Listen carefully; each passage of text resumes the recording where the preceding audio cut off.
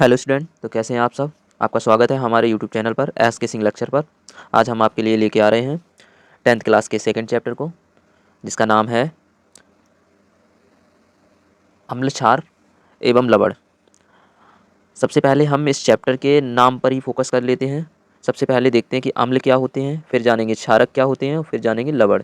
सबसे पहले इस शब्द को जान लो, अम्ल क्या होता है। अम्ल अम्ल का मतलब होता है कोई ऐसी चीज़ जिसमें खट्टापन हो। क्या हो? खट्टापन या फिर वक्टापन। क्षारक मतलब जिसमें कड़वापन हो। लवण मतलब ना तो कड़वापन हो और ना ही खट्टापन हो, तो हम उसे साल्ट या सॉल्ट के नाम से जानते हैं। अब देखते हैं हम इसको। सबसे पहले अम्ल। एसिड होती क्या है? एसिड एसिड शब्द लैटिन भाषा से लिया गया है, जिसका अर्थ होता है खट्टा, या फिर मैंने बताया वक्टा। और यह सब देखो, इसके गुण क्या हैं, प्रॉपर्टीज क्या हैं। यह स्वाद में कैसे होंगे? खट्टे होंगे। कैसे होंगे? खट्टे होंगे।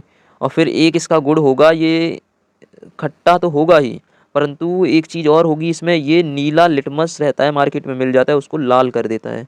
क्या कर देता है? नीले को लाल कर देता है। तथा इसमें जलीय विलयन में H पॉजिटिव आयन देता है। जैसे कोई एक विलयन है और उस विलयन में, जैसे विलयन है जल, यहाँ क्या है? H2O। क्या है? H2O। और H2O में हम क्या मिला रहे? मान लो हम मिला रहे हैं HCl। क्या मिला रहे? HCl। ये एक स्ट्रॉन्ग एसिड है, बहुत प्रबल अम्ल है। इसको इसमें घोलोगे तो ये H पॉजिटिव और Cl निगेटिव में टूट जाएगा। इसमें H पॉजिटिव और Cl निगेटिव में। इसी वजह से ये कहा गया है कि H पॉजिटिव आयन में अपने विभक्त हो जाता है। फिर बात आती है अम्लों के प्रकार कितने होते हैं। अम्ल के जो प्रकार हैं वो दो टाइप के हैं। कितने टाइप के हैं? दो। एक टाइप होता है प्रबल और एक टाइप होता है दुर्बल। प्रबल का मतलब क्या है, दुर्बल का मतलब क्या है, वो तो आपको शब्द से ही समझ में आ रहा होगा। प्रबल का मतलब जो बहुत स्ट्रांग है, बहुत प्रबल है, जो अपने आयनों में 100% विघटित हो जाता है। प्रबल का मतलब है अपने आयनों में वो विघटित हो जाए और अपनी अम्लता को ज़्यादा से ज़्यादा दर्शाए, तब हम उसको कहते हैं कि ये एक प्रबल अम्ल है। प्रबल अम्ल के जैसे उदाहरण HCl, H2SO4 और HNO3। इसको बोलते हैं हाइड्रोक्लोरिक एसिड, और इसको बोलते हैं सल्फ्यूरिक अम्ल, और ये अम्ल का राजा है। इसको अम्लराज भी कहते हैं। फिर बात आती है, ये क्या है? HNO3। HNO3 जो है वो नाइट्रिक एसिड है। और फिर उसके बाद ये क्या है? ये सिरका है। गन्ना देखा ना तुमने? गन्ने से जो जूस बना के उसका अर्क निकाला जाता है, फिर जाके उसका किण्वन धूप में रख दो, बोतल में बंद करके, फिर उसका किण्वन हो जाता है, फिर ये सिरके के रूप में बनता है। इसको एसिटिक एसिड कहते हैं।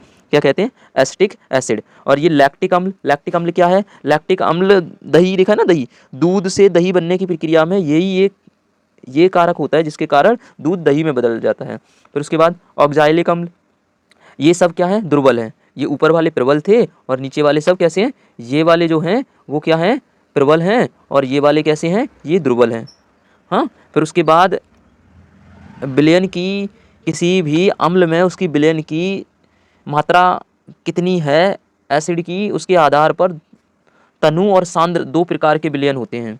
कितने प्रकार के होते हैं? अम्ल जो हैं उनकी मात्रा के आधार पर दो प्रकार के हैं। एक सबसे पहला टाइप है सांद्र और दूसरा टाइप है तनु। सांद्र का मतलब क्या है और तनु का मतलब क्या है? सांद्र का मतलब है गाढ़ा और तनु का मतलब है पतला। अब देखो इसकी डेफिनेशन को पढ़ लेते हैं। जिसमें अम्ल अधिक मात्रा में होता है जबकि जल अल्प मात्रा में होता है। कोई विलयन बनाया जाएगा, विलयन में सबसे पहले एक चीज़ विलायक होनी चाहिए और एक विलेय होना चाहिए।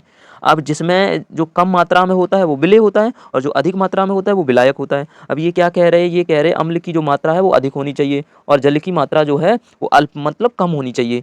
तब जो विलयन बनेगा वो बहुत गाढ़ा बनेगा, सांद्र बनेगा। शहद देखा ना, जैसे वैसे टाइप का। हाँ। अब बात आती है कि तनु अम्ल क्या है। तनु अम्ल में भी सेम, तनु अम्ल में ठीक विपरीत है इसके। तनु अम्ल का मतलब है जिसमें अम्ल की जो मात्रा है वो अल्प हो और जबकि जल की जो मात्रा है वो अधिक होनी चाहिए। जब जल की मात्रा अधिक होगी तो सीधी सी बात है कि वो पतला हो ही जाएगा। जैसे आप सोच सकते हो, एक गिलास में पानी ले लो और एक गिलास, दो गिलास लेने हैं सेम टाइप के आपको। एक गिलास ए मान लो और एक गिलास बी मान लो। क्या मान लो? ए। इसमें आपको पानी भरना है बराबर।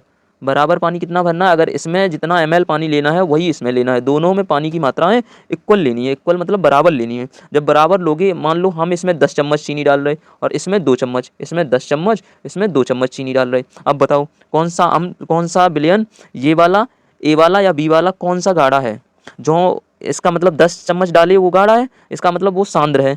और जिसमें 2 ही चम्मच डाले, 20 नहीं है कि देखो जैसे मैं कह रहा था कि सांद्र क्या है और तनु क्या है, हम ए बी विलयन के बारे में बात कर रहे थे कि ए विलयन है और एक बी विलयन है।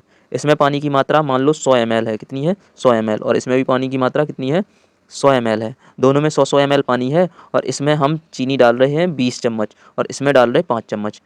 अब देखो ये वाला क्या होगा, पतला होगा, पतले को क्या कहते हैं तनु, और इसमें 20 डाल रहे हैं तो ये क्या होगा गाढ़ा, गाढ़े को कहते हैं सांद्र। समझ गए ना, बस यही बताना चाह रहे हैं वो। आई होप आपको अम्ल समझ में आए होंगे।